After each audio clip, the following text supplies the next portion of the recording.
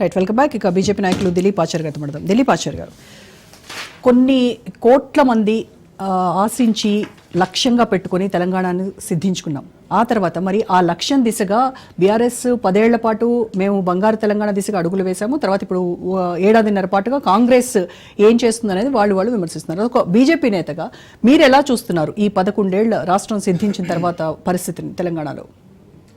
నమస్కారం అండి. ముందుగా తెలంగాణ ఆవిర్భావ దినోత్సవాలు శుభాకాంక్షలు అందరికీ. అదేవిధంగా అమరవీరుల కుటుంబాలకి మేము శ్రద్ధాంజలి ఘటిస్తూ ఉన్నాము.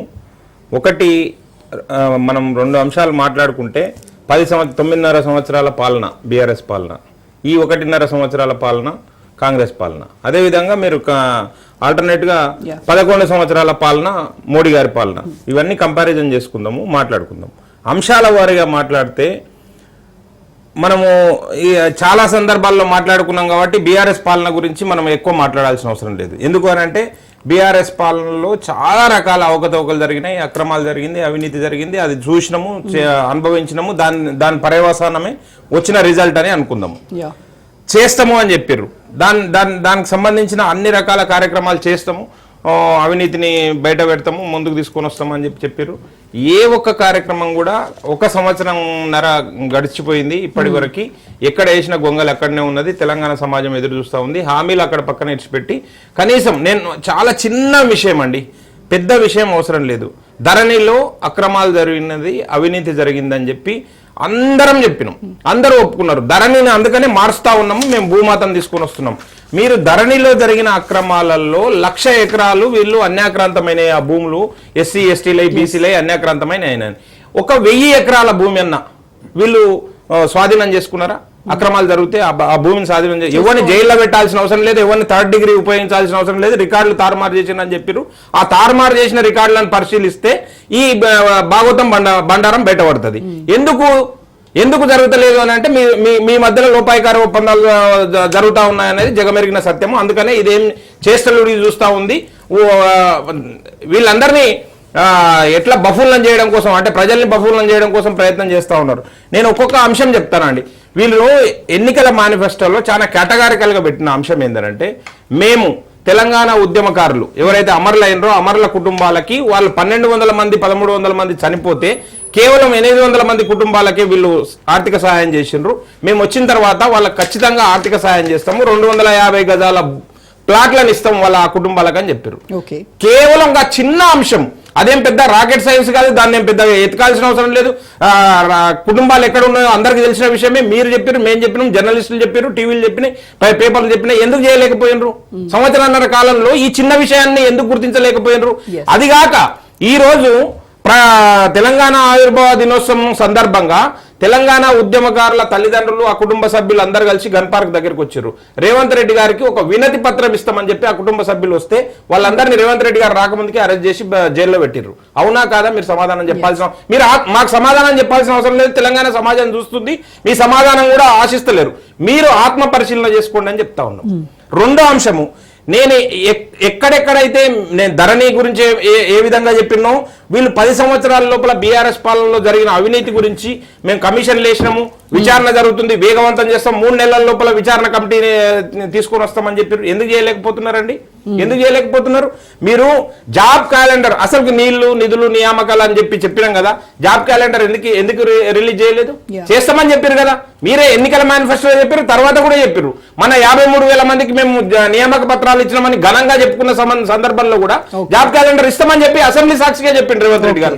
ఎందుకు ఇవ్వలేకపోతున్నాడు? నిరుద్యోగ వృత్తి ఎందుకు ఇవ్వలేకపోతున్నాడు ఇప్పటిదాకా? ఇవి వైఫల్యాలా కాదా? మీరు ఆత్మ పరిశీలన, మిమ్మల్ని ప్రశ్నించడానికి మాకు ధైర్యం లేదండి.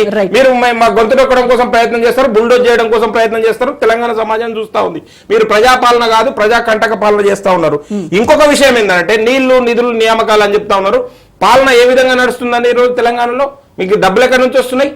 కేవలం 1,00,000 మంది తెలంగాణ వాసులు ఈ రోజు తాగుడు మీద పెట్టుబడి పెడితే దాని మీద వచ్చే లాభాలతోటి మీరు ఈ రోజు ప్రభుత్వాన్ని నడుపుతున్నారు. ఎక్కడ లేదు. నేను అదే కాదండి మేడం, నా దాకా నేను మీరు అడగక ముందుకే నేను చెప్పిన 9.5 సంవత్సరాల బీఆర్ఎస్ పాలన, సంవత్సరాన్నర కాంగ్రెస్ పాలన, 11 సంవత్సరాల మోడీ గారి పాలన గురించి మాట్లాడతామని చెప్పినాం. Yes. వీళ్ళకి అయిపోలేదు, ఇంకా 11 సంవత్సరాల పాలన దగ్గరికి వస్తాను నేను 2-3 అంశాలే సృష్టించడం కోసం ప్రయత్నం చేస్తా.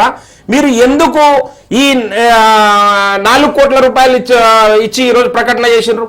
4 కోట్ల రూపాయలు నిలువెత్తు ప్రకటనలు, ఫుల్ పేజీ ప్రకటనలు ఇచ్చిర్రా లేదా? ఈరోజు ఏం సాధించడమని, ఎవరికి ఏమి ఇచ్చినామని? మీరు 6 గ్యారెంటీల్లో ఏ గ్యారెంటీ పూర్తిగా కంప్లీట్ చేసినామో, ప్రజలకు అంకితం చేసినామని ఎవరైనా ఎదురు చూస్తారో? అవతరణ దినోత్సవం ఈ రోజు కొత్త ప్రకటన వస్తుంది, కొత్త కార్యక్రమాలు వస్తాయని చెప్పి మీరు ఏం చెప్పారు నిన్నమన్నటి దాకా?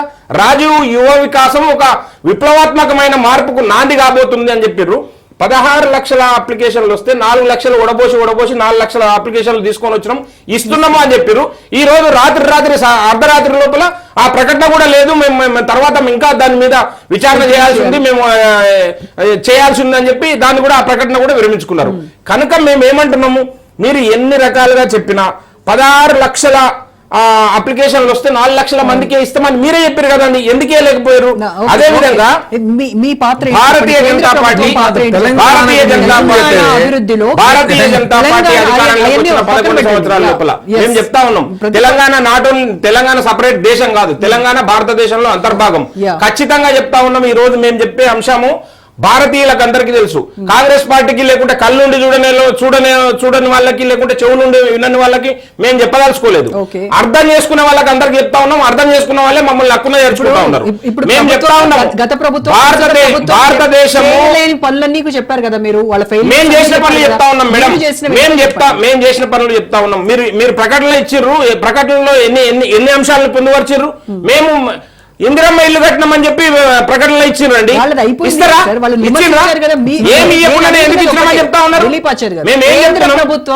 తెలంగాణ అభివృద్ధిలో కేంద్ర ప్రభుత్వం పాత్ర ఏంటి? సింపుల్ క్వశ్చన్, మీరు ఆన్సర్ చేయడానికి. ఈ దేశంలో భారతదేశము 2014లో నరేంద్ర మోడీ గారు అధికారం చేపట్టిన సందర్భంలో ఎక్కడ ఉన్నది మన ఆర్థిక వ్యవస్థ? ఈ రోజు 4వ అతిపెద్ద ఆర్థిక వ్యవస్థ భారతదేశం. దానికి కారణం ఎవరు? బీజేపీ. అవినీతి లేకుండా, అక్రమాలు లేకుండా, కమిషన్లు లేకుండా, కాంట్రాక్టర్లకు కక్కుర్తి పడకుండా పాలన కొనసాగిస్తున్నందుకే, నిజాయితీగా నిబద్ధతతో కేవలం దేశమే ముఖ్యమని చెప్పి ఆలోచన చేస్తున్నందుకే ఈరోజు ఈ అంతెందుకండి, వీరి ప్రియతమ నాయకుడు రాజీవ్ గాంధీ గారు పార్లమెంట్ లో నేను ఒకటే అంశం చెప్తాను. నేను కేంద్రం నుంచి నిధులు ఇస్తే 15 పైసలు మాత్రమే, 100 పైసలు ఇస్తే 15 పైసలే కిందికి చేరుతా ఉన్నాయి. ఈ రోజు డిజిటల్ ఆర్థిక వ్యవస్థ లోపల భారతదేశం ప్రపంచంలోనే నెంబర్ 1.